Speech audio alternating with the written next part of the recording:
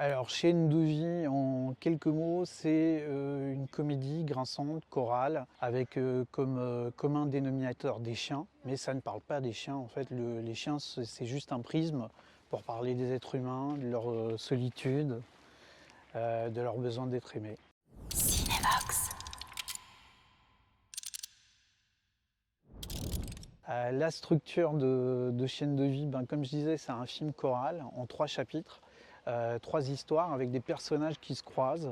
Et la première histoire, c'est celle du personnage qui est campé par Jean-Jacques Rosin, Tom, et qui se retrouve à recueillir chez lui le chien de son voisin de l'étage.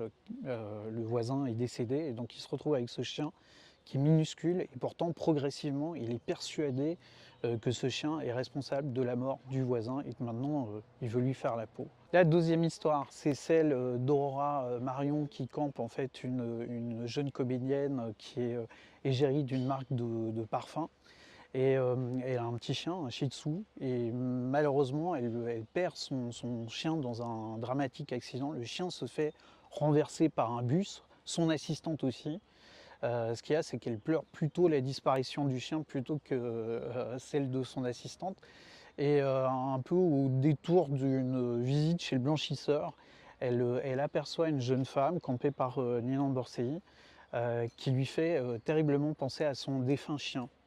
Et donc elle décide de l'engager soi-disant comme assistante, mais bien sûr en fait c'est parce qu'elle a trouvé un substitut à son chien. Et la dernière histoire, c'est peut-être une histoire un peu plus classique d'amour un peu triangulaire, on va dire. C'est l'histoire de Franck qui est campé par Harriet, qui est un vigile dans un supermarché.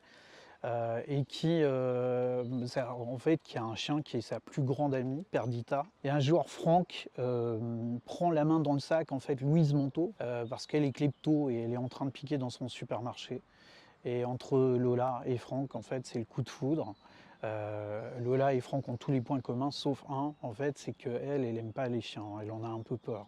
Et donc, Franck va devoir choisir, en fait, entre sa meilleure amie ou son nouvel amour.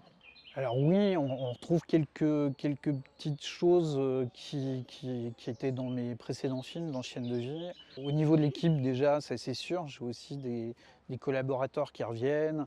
J'ai Olivier Bunjing à l'image, j'ai Julie Nass au montage, Marie Paulus qui fait le son, qui avait fait déjà dans d'autres films. C'est Elie Cotron à la production, on a quand même déjà pas mal travaillé ensemble. Et puis côté esthétique aussi, il y a le noir et blanc. C'est vrai que c'est un peu récurrent dans ce que je fais. Et déjà, je pense que ça se justifiait pleinement dans ce film. C'est jamais un choix purement esthétique.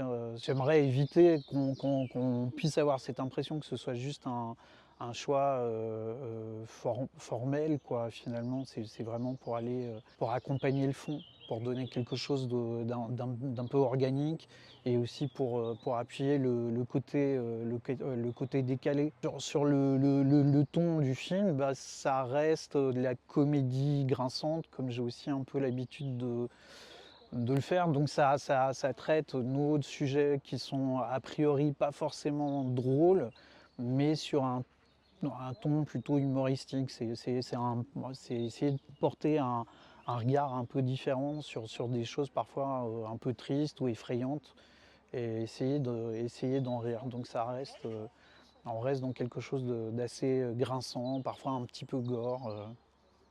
Voilà. Cinévox.